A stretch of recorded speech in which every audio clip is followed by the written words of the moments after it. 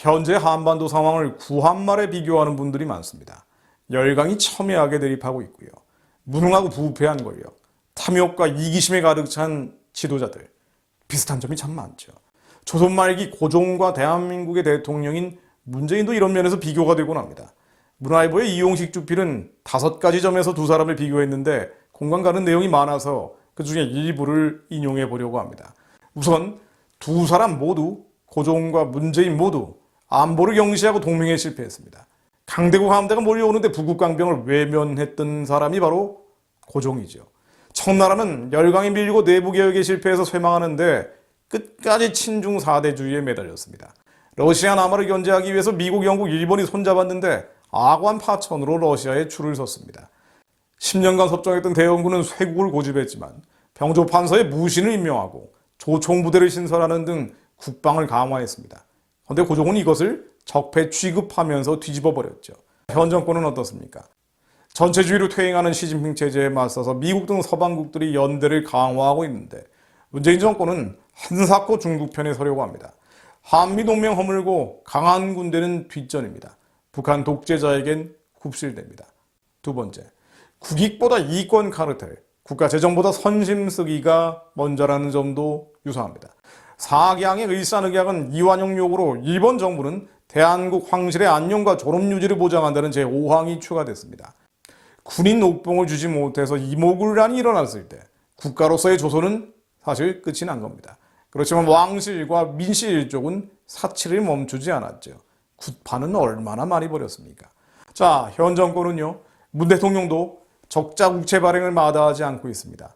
인구가 급감하는데 공무원을 대거 늘리고 연금 개혁은 외면합니다. 건강보험과 고용보험을 재정 파탄으로 내몰고 있습니다. 이용식 주필은 탈원전은 고종이 동양의 엘도라도인 운산금강을 팔아먹은 것 이상의 매국이라고 비판하고 있습니다.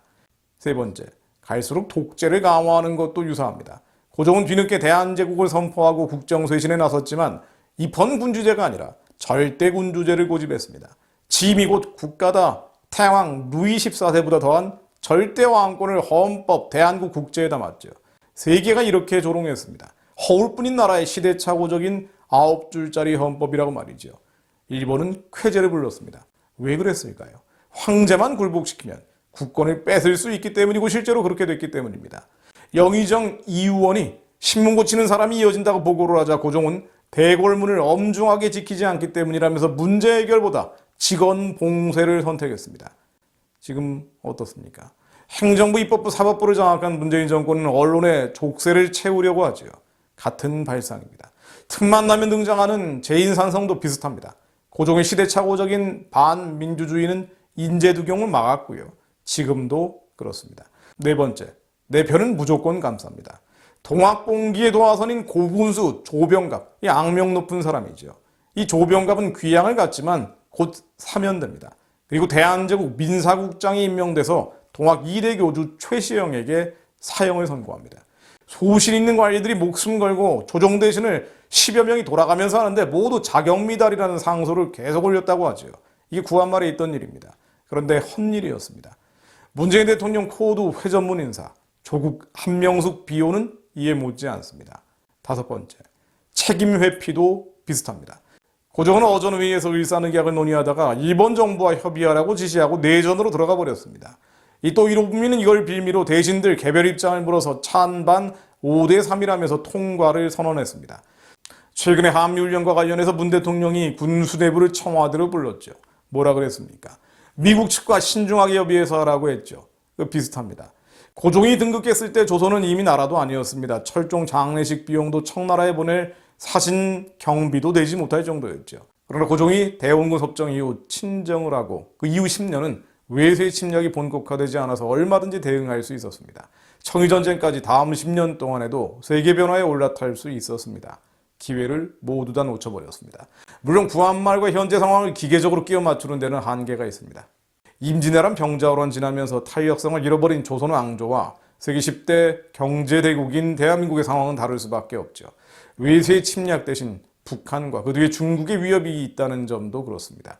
고종은 민비와 함께 국가 재정을 털어서 틈만 나면 구판을 벌였던 것에 비해서 한국은 국가 차원의 우상숭배는 아직까지는 미약합니다. 무엇보다 800만 명에 달하는 개신교인이 있는 한국을 조선과 비교할 수는 없습니다.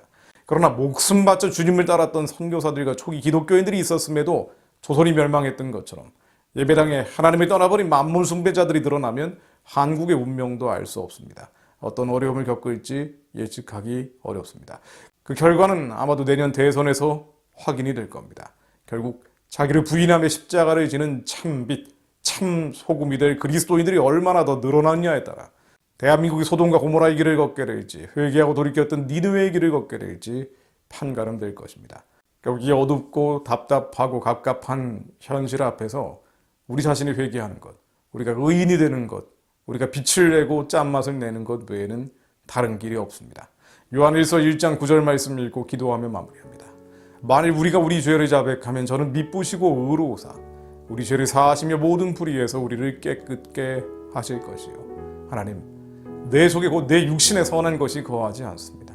원함은 내게 있지만 선을 행하는 것이 없습니다. 내가 원하는 바 선은 행하지 않고 도리어 원하지 아니하는 바 악을 행하는 자들이 바로 저희들입니다. 미움과 증오와 분노, 혈기, 짜증이 많고 쉽게 토라지고 용서하지 못하고 용납하지 못하는 자들입니다. 저희의 속사람으로는 하나님의 법을 즐거워하지만 저희 안에 죄의 법이 저희를 사로잡을 때가 많습니다. 예수 믿는다고 하면서 예수 믿지 않는 사람들보다 더 형편없을 때도 얼마나 많은지 모릅니다. 저희는 곤고한 사람입니다. 그러나 이 사망의 몸에서 정죄하지 않으시는 우리 주 예수 그리스도가 저희를 구속하여 주심을 감사드립니다. 예수를 죽은 자 가운데서 살리신 이의 영이 우리 안에 거하시어 그리스도 예수를 죽은 자 가운데 살리신 이가 마지막 날 종말의 때 우리의 죽을 몸도 살리심을 믿습니다. 정죄하지 않으시는, 심판하지 않으시는, 용서하고 용납하기를 좋아하시는 주님께서 저희를 자유케 하시고 근심, 염려, 번민, 고민의 멍에를 지지 않고 주님이 맡기신 선하고 기쁘고 온전한 뜻을 감당하게 하옵소서. 이 나라 이 민족 그리스도인들 저희를 포함하여 마음의 짐, 죄의 짐에서 벗어나게 하시고 혼돈, 혼란, 미혹에서 깨어나게 하시고 이 미혹에서 깨어나게 하시어 교회를 지켜낼 지도자, 북한의 구원과 해방을 이뤄낼 대통령을 내년 대선에서 선출하게 하옵소서. 예수 그리스도 이름으로 기도드립니다.